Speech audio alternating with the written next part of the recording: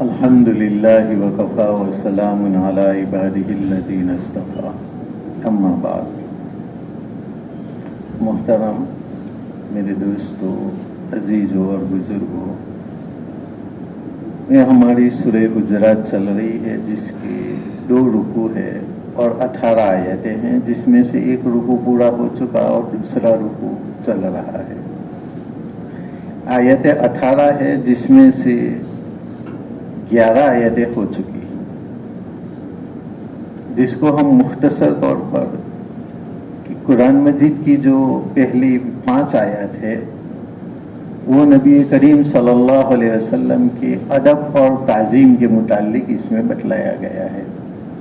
پہلی آیت میں بتلایا گیا ہے کہ اللہ اور رسول کے حکم کے آگے پیش قدمی مت کرو، ہر چیز میں اللہ اور رسول کے حکم کو تلاش کرو۔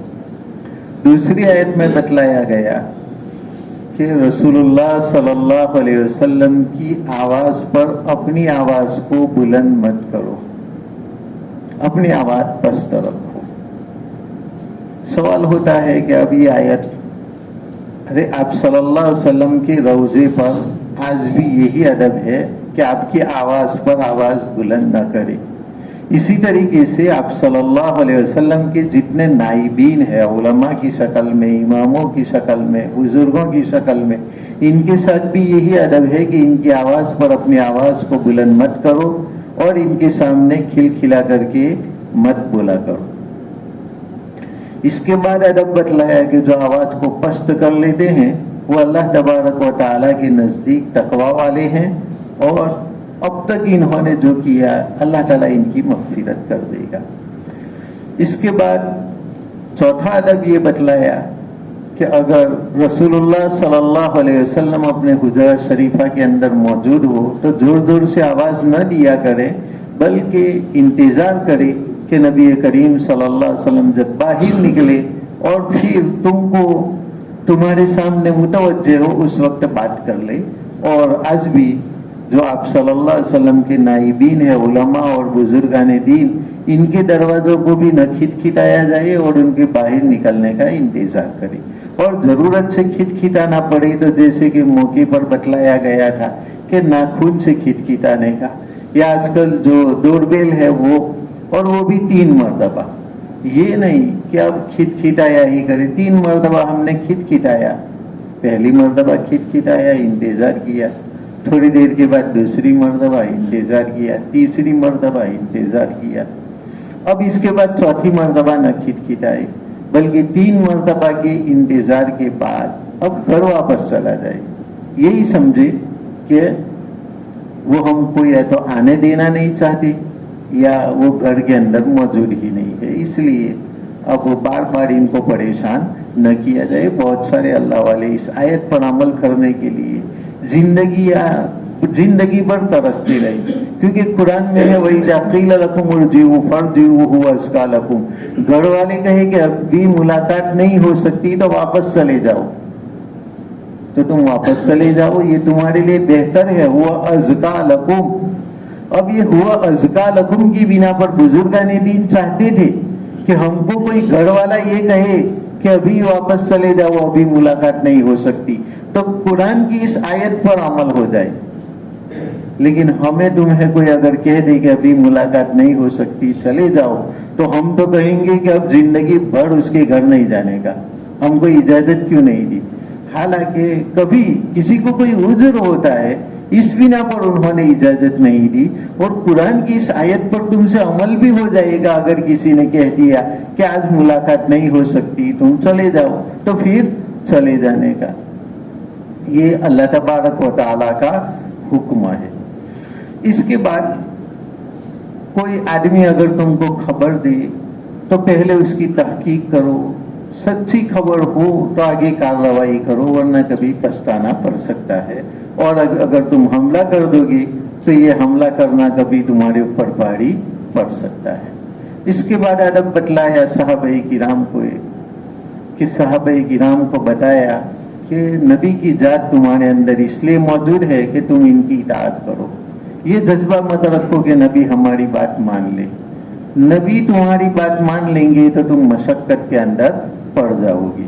इसलिए छोटों को चाहिए कि बड़ों की बात को मान ले और ये जज्बा न रखे कि बड़े हमारी बात को माना करें, क्योंकि बड़े तुम्हारी बात को माना करेंगे तो तुम खुद मशक्कत के अंदर पड़ जाओगे। फिर सहाबाए किराम की सिफात बयान की कि अल्लाह ने इनके दिलों के अंदर ईमान को महबूब भी बना दिया और मुज़य्यन भी कर दिया, और कुफ्र फुसूक और इस्यान को नापसंद कर दिया, और ये लोग हिदायत याफ्ता है।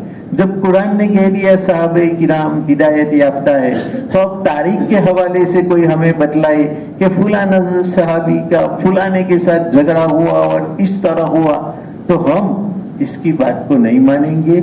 हम कुरान के आईने में, हदीस के आईने में सहाबाए किराम को देखेंगे, और तारीख के आईने में, इतिहास के आईने में हम सहाबाए किराम को नहीं देखेंगे। वो हमारी तरह इंसान थे, हो सकता है इनका झगड़ा हो गया हो, कुछ भी हो गया हो, लेकिन क्या एक झगड़ा की बिना पर और एक गुनाह की बिना पर क्या तुम उनको ये करार दोगे कि वो दीन के अंदर कुछ भी नहीं है? नहीं, ऐसा हरगिज हो सकता नहीं है।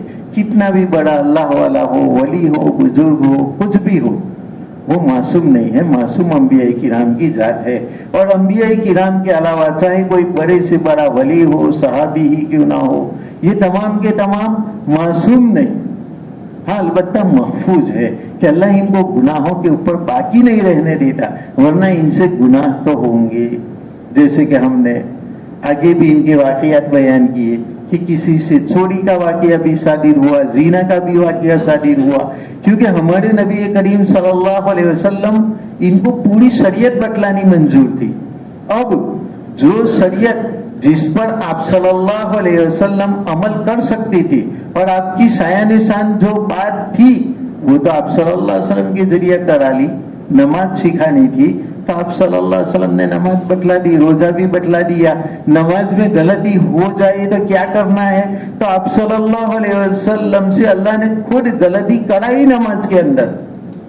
कभी सूरत को भूल गई, कभी न बैठने की जगह पर बैठ गई, ताकि उम्मत के सामने अहकाम आ जाए कि कियामत तक जब उम्मत को भी अगर इस तरह की गलती वाक़या हो तो क्या करना है। तो अल्लाह ने नबी के जरिए ये गलतियां करवाई।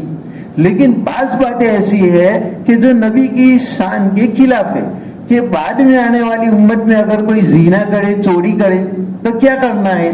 तो जाहिरी बात है कि ये तो नबी की शान के मुनासिब नहीं है, तो इसको अल्लाह ताला कैसे बतलाएंगे। तो वो काम अल्लाह ने सहाबा से कराया, क्योंकि नबी की साया निशान तो था नहीं कि नबी से जीना का सुदूर हो और फिर लोग कयामत तक जानते रहे कि जीना हो तो क्या करे, चोरी हो तो क्या करे। नहीं, नबी से चोरी नहीं कराई गई, जीना नहीं कराया गया, इसलिए कि ये नबी की साया निशान नहीं था। हाँ, नमाज में गलती वाक़या हो तो भाई नबी है लेकिन बहरहाल इंसान है, इस एतबार से खता वाक़या हो सकती है, तो वो गलतियां तो नबी से कराई गई। लेकिन जो नबी की शान निशान ने वो सहाबाए किराम से कराई गई।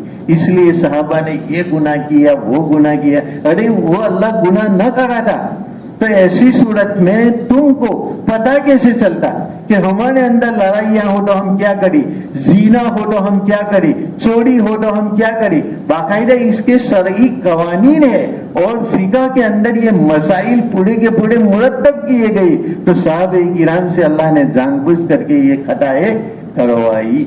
तो अंबिया किराम मासूम होते हैं और साहबे किराम महफूज, कि भले इनसे कोई भी गलती हुई लेकिन कोई भी साहबी गुनाह लेकर के अपनी कब्र में नहीं गया। वफात से पहले अल्लाह ने इनको तौबा की तौफीक नसीब फरमाई। इसीलिए तो अल्लाह ने फरमाया रज़ियल्लाहु अन्हुम व रज़ुआन, कि अल्लाह इनसे राजी हो गया और वो अल्लाह से राजी।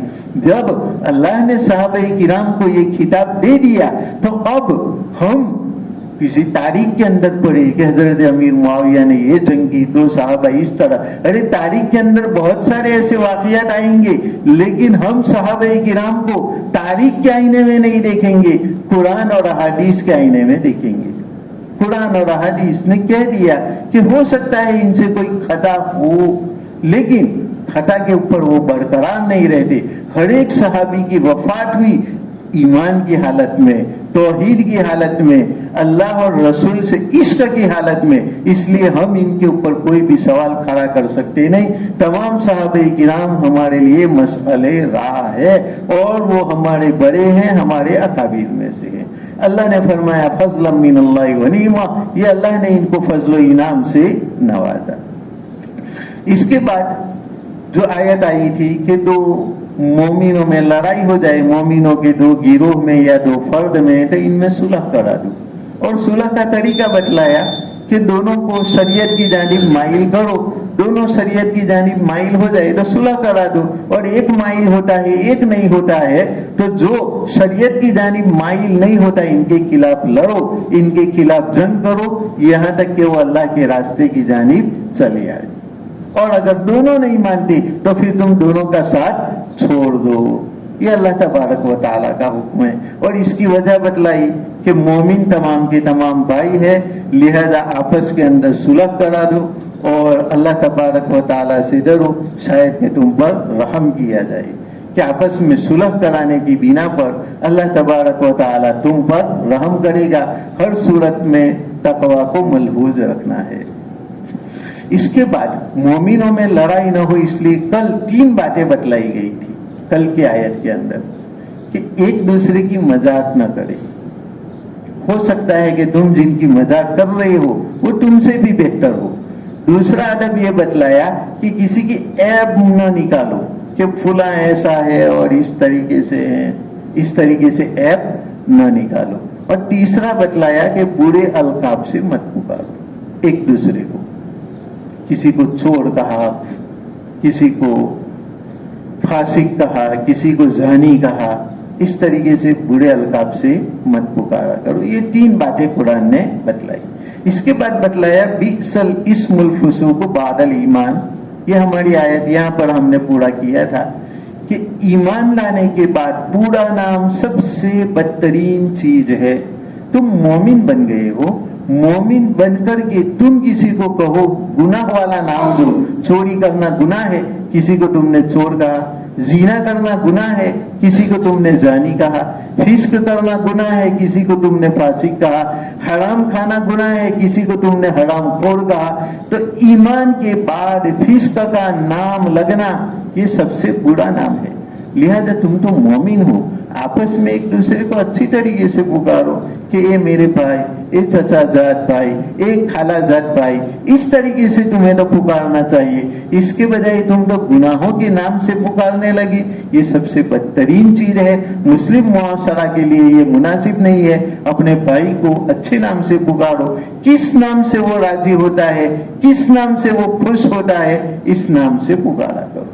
वमन लम यतूब, और कोई इससे तौबा नहीं करेगा, फउलाइका हुमुज़ ज़ालिमून, तो ये लोग जालिम है। अल्लाह ने बतलाया कि इन तीनों चीजों से तौबा कर लो। मजाक से भी तौबा कर लो, किसी के ऐब मत खोला करो, और किसी को बुरे अलकाब से मत पुकारो। और कल कहा था कि हाँ, किसी की पहचान कोई नाम बन गया हो, जैसे कि हमारे अकाबिरीन में से बाज के नाम के पीछे अल-आरज, लंगड़ा, ये लगाती थी।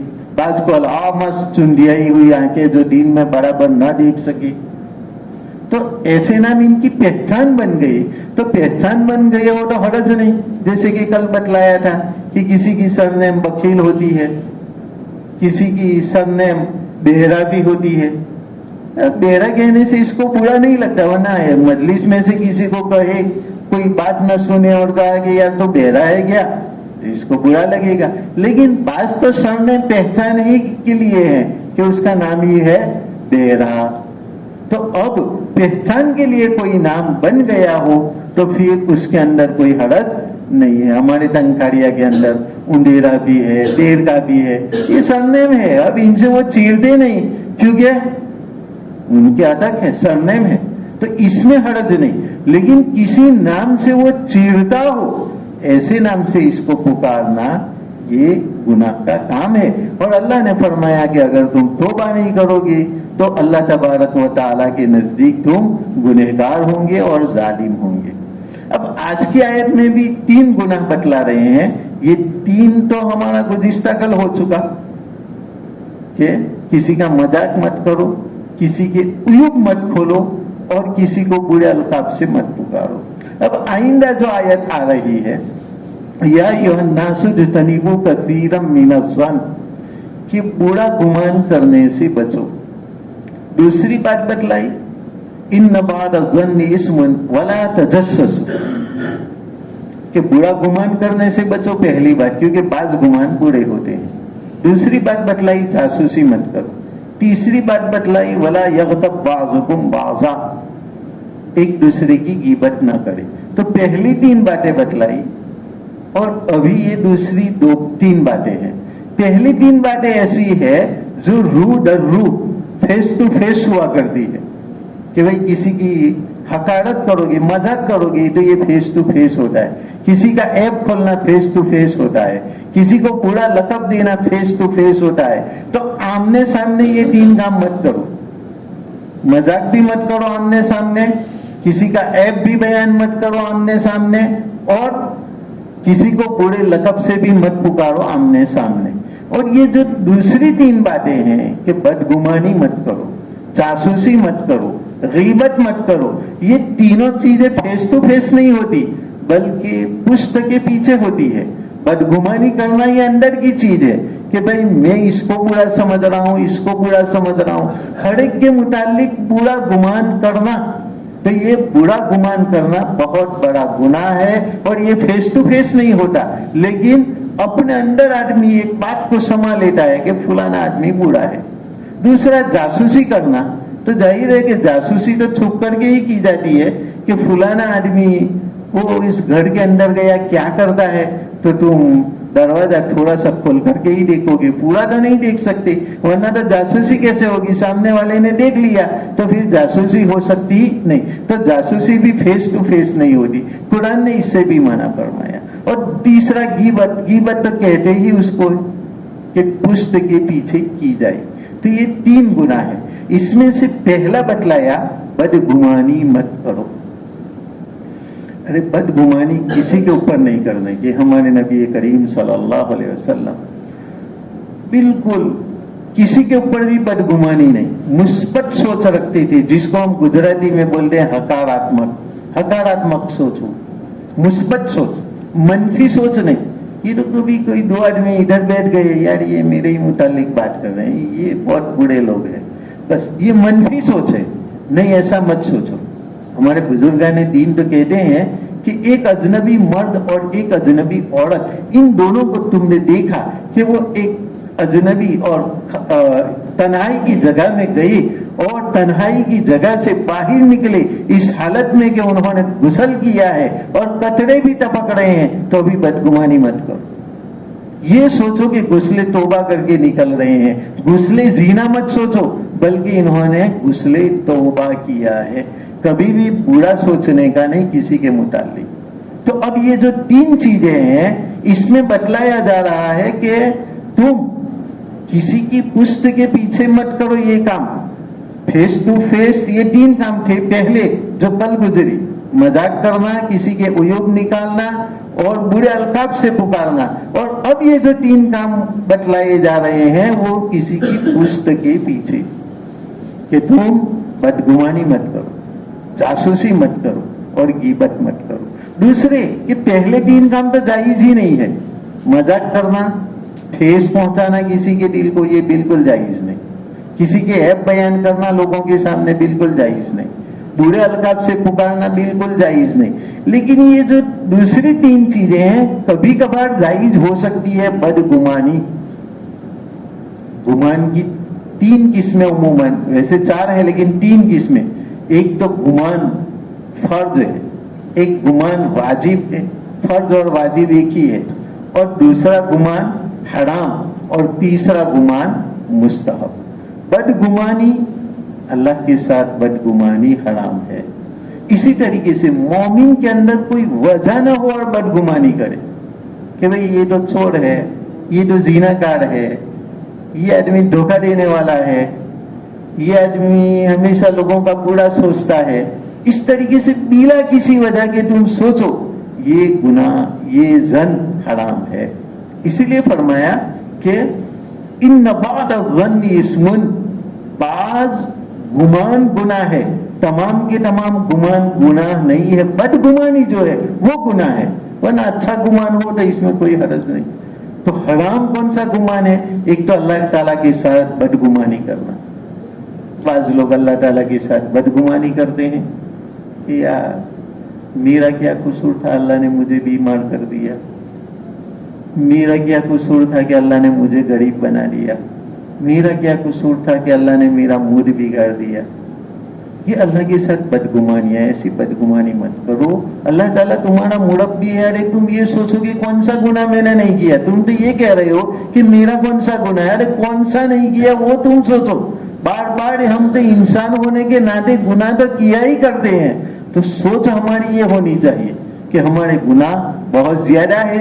ये अल्लाह तबारक व तआला का फजल है कि अल्लाह तबारक व तआला ने हमको इस हालत के अंदर रखा, ईमान की हालत के अंदर रखा, वरना हम इस लायक नहीं है कि हमको मुसलमान भी कहा जाए। लेकिन अल्लाह तबारक व तआला ने जैसे कि आगे साहब किराम को भी बतलाया कि अल्लाह का फजल और नेमत है कि इनके अंदर ईमान को रासिक कर दिया और इनको गुनाह और फिस्क फुजूर वगैरह से बचाया। तो हम तो हमेशा 24 घंटे गुनहगार ही रहते हैं, क्योंकि एक इंसान पर वाजिब है कि हर वक्त अल्लाह का शुक्रिया अदा करे, और शुक्रिया नेमतों पर अदा किया जाता है। और नेमत क्या है? हम सांस जो अंदर ले रहे हैं इससे हमारी जिंदगी बढ़ती है, और जब हम सांस को बाहर निकालते हैं तो इससे हमारा मूड फ्रेश हो जाता है और हम बिल्कुल अंदर से अपने आप को तवाना और तंदुरुस्त महसूस करते हैं। तो हम तो सांस लेते हैं जो हमारी जिंदगी को बढ़ाने वाला है, बाहर निकालते हैं तो इस सूरत में वो हमारी रूह को फरहत बख्शने वाला होता है। तो हर सांस के अंदर हमारे ऊपर तो शुक्रिया वाजिब है, लेकिन हम कैसे अदा कर सकते हैं उस अल्लाह के शुक्र को? आज देख लो, ऑक्सीजन के लिए दूर दूर से ऑक्सीजन आ रही है और इसके पीछे मेहनतें हो रही है, इनका शुक्रिया अदा किया जा रहा है। लेकिन हम रोजाना ये ऑक्सीजन अल्लाह तबारक व तआला की जानिब से ले रहे हैं, कुदरती तौर पर ले रहे हैं। क्या हमने शुक्रिया अदा किया अल्लाह तबारक व तआला का? ये पैसों के जरिए दे रहे हैं ऑक्सीजन, लेकिन अल्लाह तबारक व तआला ने तुमको वैसे ही मुफ्त के अंदर दे दिया। ये बिजली वगैरह इसका बिल भरना पड़ता है, लेकिन अल्लाह तबारक व तआला ने दिन के अंदर एक सूरज का फॉक्स लाइट बिठा दिया जो पूरी दुनिया के अंदर अल्लाह ने कभी बिल मांगा। रात के अंदर दिन बल्ब चांद का लगा दिया, क्या अल्लाह ने इसका कुछ भी मांगा?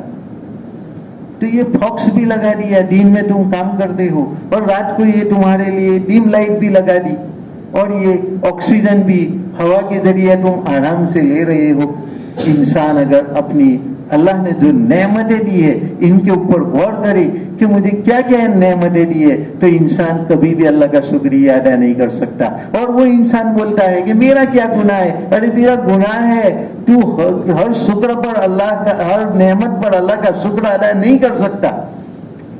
तो बस अल्लाह की बारगाह में कोताही कि ला उसी सनान अलैक अंत कमा अस्नैत अला नफ्सी, कि ये मेरे अल्लाह मैं तेरी तारीफ कमा हक कहूँ, जैसा तेरा हक है वैसा तो नहीं कर सकता, लेकिन तू ऐसा ही है जैसे कि तूने अपने लिए तारीफ की है।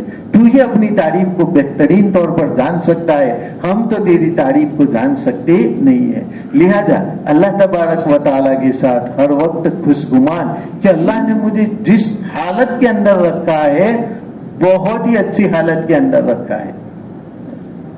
एक वजीर थी, उसकी यही आदत थी कि हर वक्त वो बोला करता था कि अल्लाह ने जो किया अच्छा किया, अल्लाह ने जो किया वो अच्छा किया। एक मर्तबा बादशाह की उंगली कट गई तो वजीर बोला अल्लाह ने जो किया अच्छा किया। बादशाह को गुस्सा आ गया कि ले उंगली मेरी कट गई और कहता है अल्लाह ने अच्छा किया, इसको कैद खाने में डाल लोगे? कि कैद खाने में डाल दिया। अब इसके बाद बादशाह तो गया शिकार करने के लिए। शिकार के अंदर वो तन्हा रह जाता है और इतने के अंदर कोई जंगली जानवर चला आता है, और जंगली जानवर आकर के उसको खाने ही वाला था कि इसने देखा कि इसको तो किसी ने शिकार किया हुआ है, तो उस जंगली जानवर ने उसको खाया नहीं, उसको छोड़ दिया। अब बादशाह तो बच गया इसी एक उंगली की बिना पर। अब बादशाह जब शिकार करके घर वापस चला गया तो इसने कहा कि जो वजीर ने कहा था वो अच्छी बात कही थी कि अच्छा हुआ انگلی کٹ گئی, ورنہ آج یہ انگلی کٹی ہوئی نہ ہوتی تو یہ جانور مجھے کھا جاتا, لیکن انگلی کٹی ہوئی ہونے کی وجہ سے اس نے مجھے نہیں کھایا. گھر آیا اور آنے کے بعد فوراً کہا کہ وہ وزیر کو چھوڑ دو. وزیر کو چھوڑ دیا اور پھر کہا کہ تو نے صحیح بات کہی کہ انگلی کٹ گئی تھی تو اللہ نے اچھا کیا, ورنہ میں تو جان سے ہی چلا جاتا. لیکن تو نے اپنے متعلق کیسے کہا؟ پھر جب اس کو قید میں ڈالا تو ابھی اس نے یہ کہا تھا کہ اللہ نے جو کیا اچھا کیا, تو تو نے قید میں جانے کو اچھا کیسے کہا؟ کہ بس سلامت آپ مجھے قید میں نہ ڈالتے تو آپ کے ساتھ میں ہوتا, تو آپ کی انگلی کٹی ہوئی ہے, میری تھوڑی کٹی ہوئی, تو وہ مجھے کھا جاتا نا وہ جانور. اچھا ہوا کہ مجھے اپنے قید خانے کے اندر ڈال دیا. تو وہ تو ہمیں معلوم نہیں ہوتا کہ بھئی یہ کام اچھا, اللہ کے حساب سے ہر کام اچھا ہی ہوتا ہے, لیکن ہم انجام کو نہیں جانتے. اس بنا پر اللہ تبارک و تعالیٰ کا ہر کام مصلحت سے ہوتا ہے, اس کی ہر بات پر ہمیں شکریہ ادا کرنا ہے. تو اب گمان کی پہلی قسم یہ ہے کہ اللہ کے ساتھ بدگمانی کرنا حرام ہے. بس اچھا اللہ کے ساتھ گمان کرے, مجھے بیمار کیا ہے تو اچھا کیا ہے, میرا کھیت اس میں کچھ بھی نہیں ہوگا تو اچھا کیا ہے اللہ نے, میرا رشتہ دار مر گیا تو اللہ نے اچھا کیا ہے. یہ نہیں کہ اچھی اچھی چیزوں پر اللہ کا شکر ادا کرے. ہم تو اچھی اچھی چیزوں میں کھجور کھانا سنت ہے ماشاءاللہ, دودھ پینا سنت ہے الحمدللہ, پانی پینا, میٹھا پانی پینا, ٹھنڈا پانی پینا یہ سنت ہے, دعوت کھانا یہ سنت ہے. اچھی اچھی چیزوں کو تو ہم نے سنتوں کے اندر لے لیا, لیکن بدر کے اندر دانتوں کو شہید کرانا یہ بھی سنت ہے. طائف کے اندر دعوت پھیلاتے پتھر کھانا یہ بھی سنت ہے, لیکن ہم نے کھجور والی سنتیں تو لے لی, لیکن پتھر والی سنتوں کو تو ہم نے چھوڑ دیا. حالانکہ یہ دونوں سنتیں ہیں, یہ بھی سنت ہے وہ بھی سنت ہے. اس لیے ہمیں اللہ تبارک و تعالیٰ کی دونوں طرح کے افعال, وہ افعال جو بظاہر ہمیں پورے معلوم ہوتے ہیں لیکن اس میں کئی مصلحتیں ہوا کرتی ہے, اس پر بھی اللہ کا شکر ادا کرے, اور جو اچھا ہو رہا ہے اس پر بھی اللہ تبارک و تعالیٰ کا شکر ادا کرے.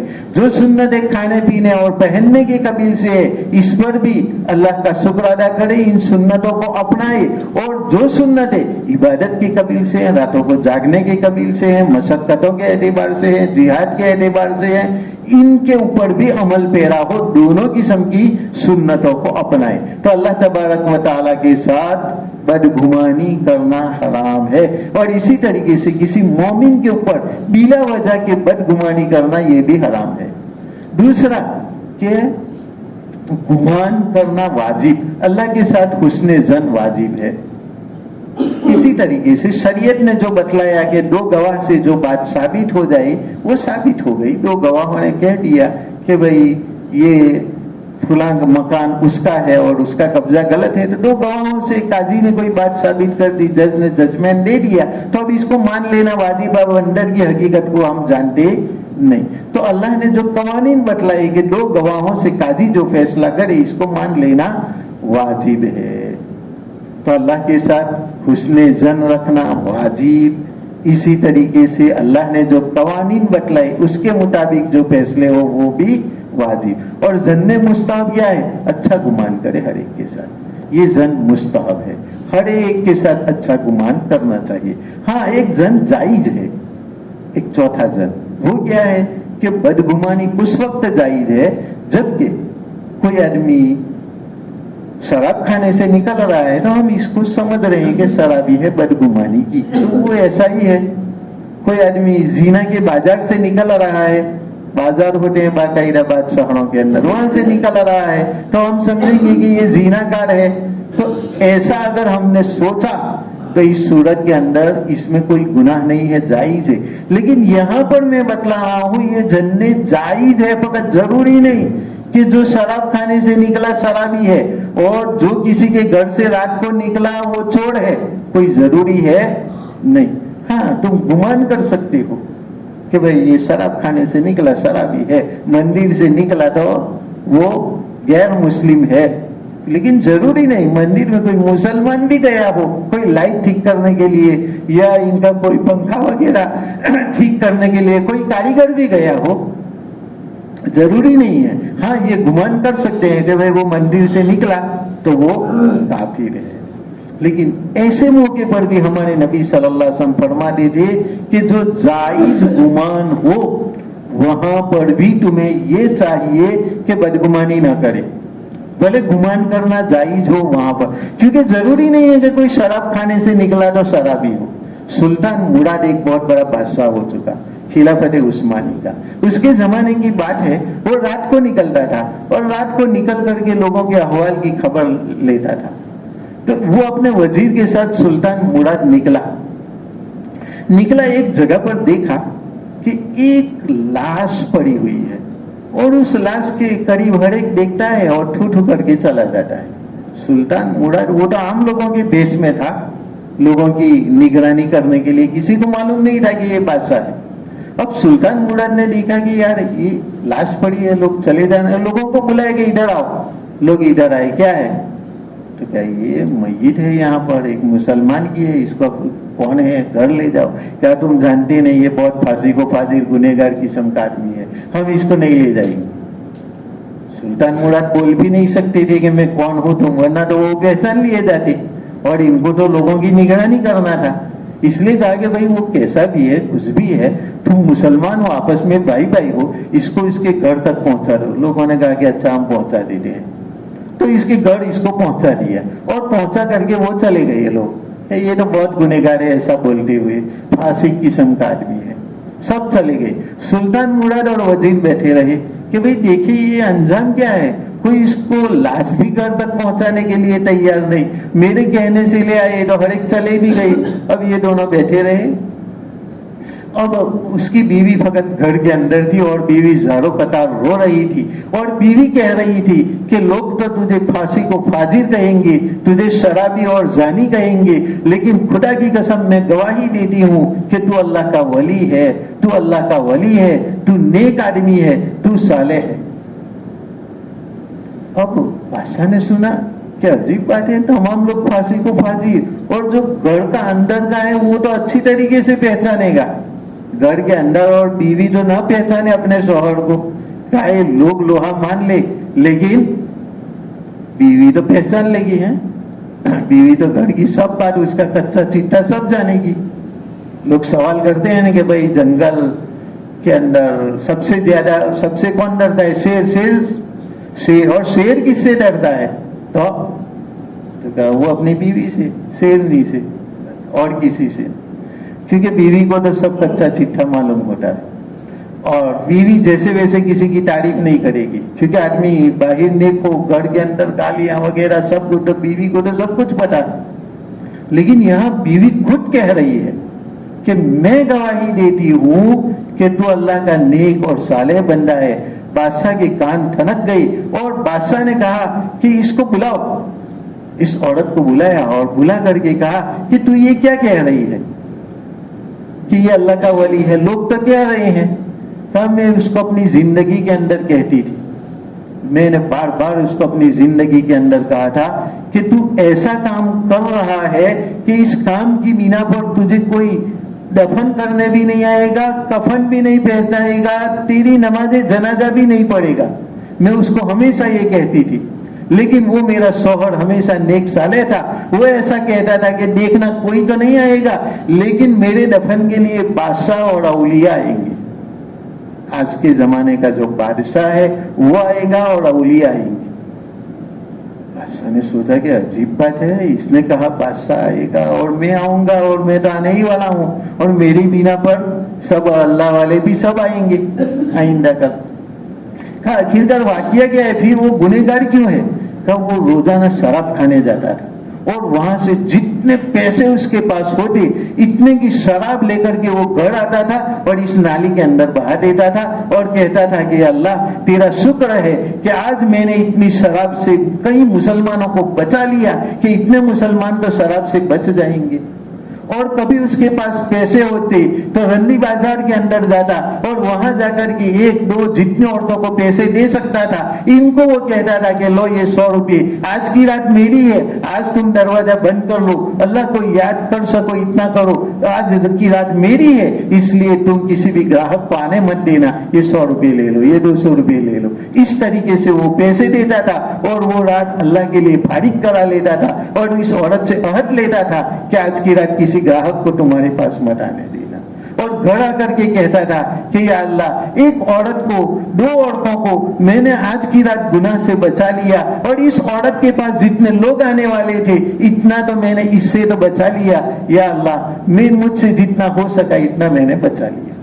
تو وہ روزانہ اس طریقے سے شرابیوں کو بچاتا تھا، اس طریقے سے زنا کرنے والوں کو بچاتا تھا، لیکن ظاہر میں جاتا تھا تو وہ ایسے ہی بازار میں اور شراب کھانے سے شراب لے کر کے لوگوں کے سامنے آتا تھا، اس لیے لوگ اسے سمجھ رہے تھے کہ یہ شرابی ہے، یہ زنا کار ہے اور یہ ایسو عیاشی کرنے والا ہے، لیکن خدا کی قسم وہ روزانہ اس طریقے سے شراب کو بہاتا تھا اور بازار میں جا کر کے عورتوں کے ساتھ گندا کام نہیں کرتا تھا، بلکہ اس عورت کو بچا لیتا تھا اور اس سے عہد لیتا تھا کہ آج کے پیسے جب میں نے تجھے آج پوری رات کے دے دیے تو آج تجھے کسی کو بھی اپنے پاس نہیں آنے دینا ہے، یہ تو میری رات ہو گئی، اب تجھ سے ہو سکے تو اللہ کو یاد کرنا ورنہ ایسے ہی سوئے رہنا۔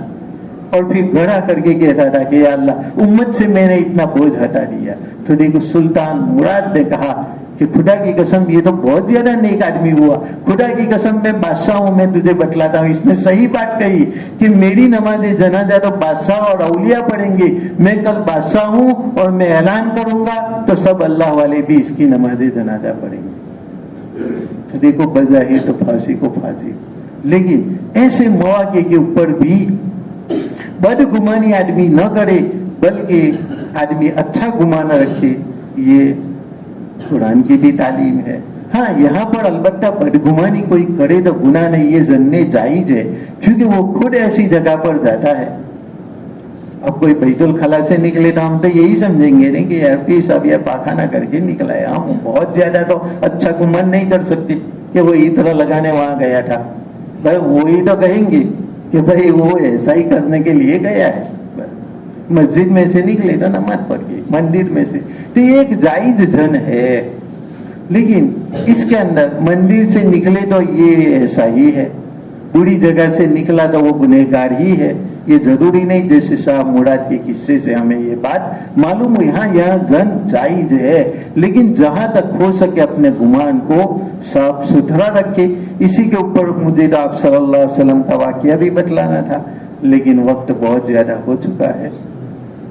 اللہ تبارک و تعالی ہمیں اس کے اوپر عمل کرنے کی توفیق عطا فرمائے۔ اور دوسری بات کہ ابھی ہمارے امام صاحب نے بتلایا کہ سرپنچ صاحب پر یہ فون آ چکا ہے کہ اب 5 آدمیوں کو ہی مسجد کے اندر رہنا ہے، اور بہت ساری جگہوں پر ایسا ہے، تو مشورہ جو بھی طے ہو، جیسے قرآن نے بتلایا کہ بھائی رسول کے سامنے کبھی ایسا مت کہو کہ نہیں ہماری ہی بات مانو، کیونکہ تمہاری بات ماننے میں کبھی پریشانی ہو سکتی ہے۔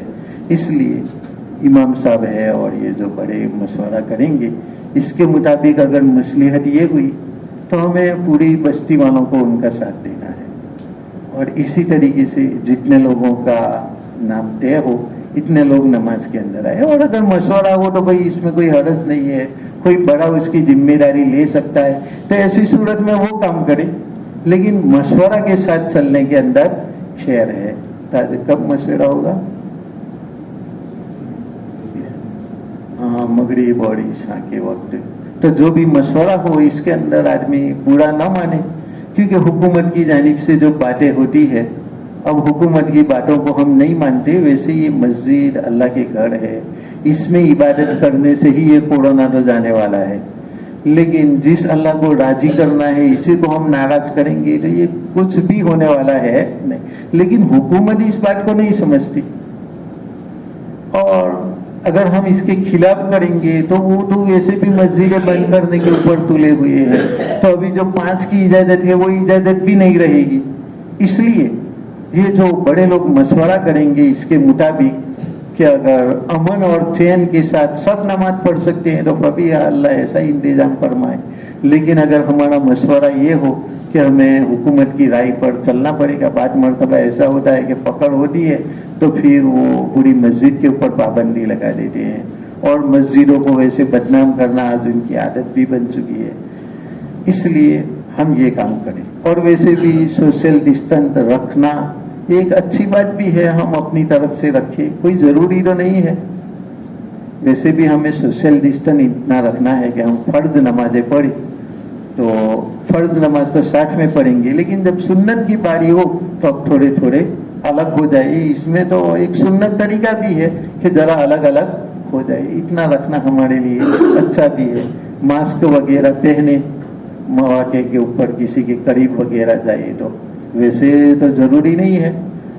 آزادی میں کھلی فضا میں سانس لے اچھی بات ہے، لیکن ایک دوسرے سے ملتے ہیں، کسی دوسرے آدمی کے جراثیم ہم کو یا ہمارے جراثیم دوسرے کو نہ لگے، اس لیے اگر اس کو بھی پہنے تو یہ اچھی بات ہے. یہ سب باتیں کوئی شریعت کے خلاف ہے نہیں، لیکن ذرا حد کے اندر رہ کر کے بہت زیادہ پابند نہ ہو جائے، اور اس بیماری کا کوئی خوف اپنے دل کے اندر نہ رکھے. اس لیے کہ جو قبر کی رات ہے وہ کبھی بھی دنیا میں نہیں ہو سکتی. ہماری قبر کی رات اللہ نے اگر طے کر دی ہے تو وہ قبر کی ہی رات بنے گی، ہم یہاں نہیں گزار سکتے.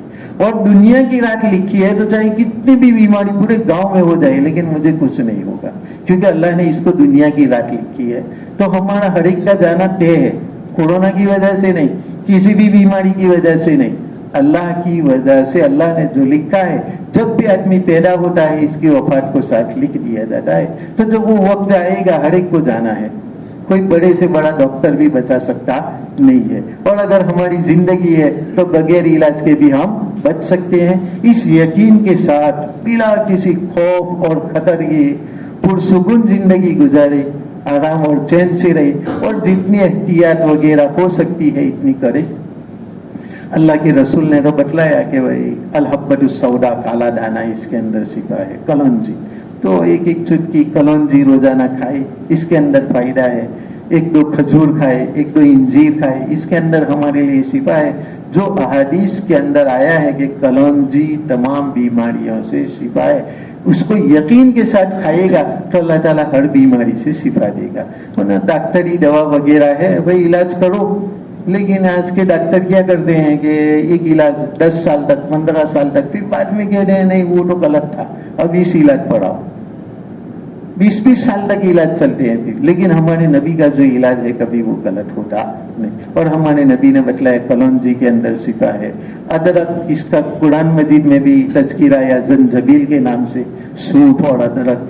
تو یہ ادرک ہے، اسی طریقے سے شہد ہے، اور انجیر ہے، والتین والزیتون، زیتون ہے.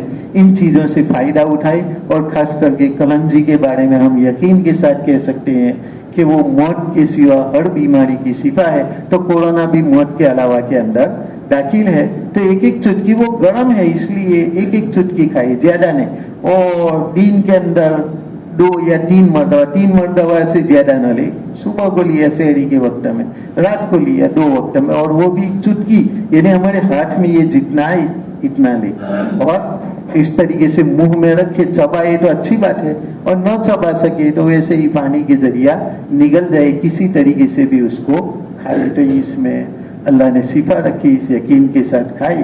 اور یہ جو دیگر علاج ہے اس کو تو کرے، ڈاکٹری علاج وغیرہ، لیکن اس میں 100% شفا ہے نہیں. 100% شفا ہمارے نبی صلی اللہ علیہ وسلم کے طریقوں میں ہے. لیکن ہمارے نبی نے ہی بتلایا کہ بھئی علاج کرنا چاہیے، اس لیے یہ علاج بھی سنت سمجھ کر کے کرے. اور جو مشورہ ہے اس میں پورا گاؤں ساتھ دے، اس میں انتصاب نہ ہو، اتفاق سے مل کر کے رہے، اور جو مشورہ ہو اسی کے مطابق کام کرے. اللہ تبارک و تعالی ہم کو تمام قسم کے شرور، فتن، بیماریاں اور سرکار کی جانب سے جو پریشانی آنے والی ہے، ان تمام سے اللہ تبارک و تعالی ہماری حفاظت فرمائے، اور ہمیں اللہ تعالی شفائے عاجلہ، کاملہ، دائمہ، مستمرہ سے نوازے. جو بیمار ہے ان کو شفا دے، اور جو بیمار نہیں ہے ان کو اللہ تعالیٰ عافیت سے رکھے، اور موت تک ان کو بیماریوں سے بچائے. اور اللہ تبارک و تعالیٰ ہمیں ہمت عطا فرمائے، اور اسی کے اوپر یقین اور توکل عطا فرمائے اور تمام قسم کی اٹکلوں پر یقین کرنے سے ہماری حفاظت فرمائے اور ہمارے ایمان کو اور ہمارے دلوں کو مضبوط بنائے اور اللہ تبارک و تعالی چین سکون کی زندگی ہمیں اس دنیا میں بھی عطا فرمائے اور آخرت میں بھی عطا فرمائے. وصلی اللہ تعالی علی سیدنا محمد وعلی آلہ وصحبہ اجمعین برحمتک یا ارحم الراحمین والحمد للہ رب العالمین.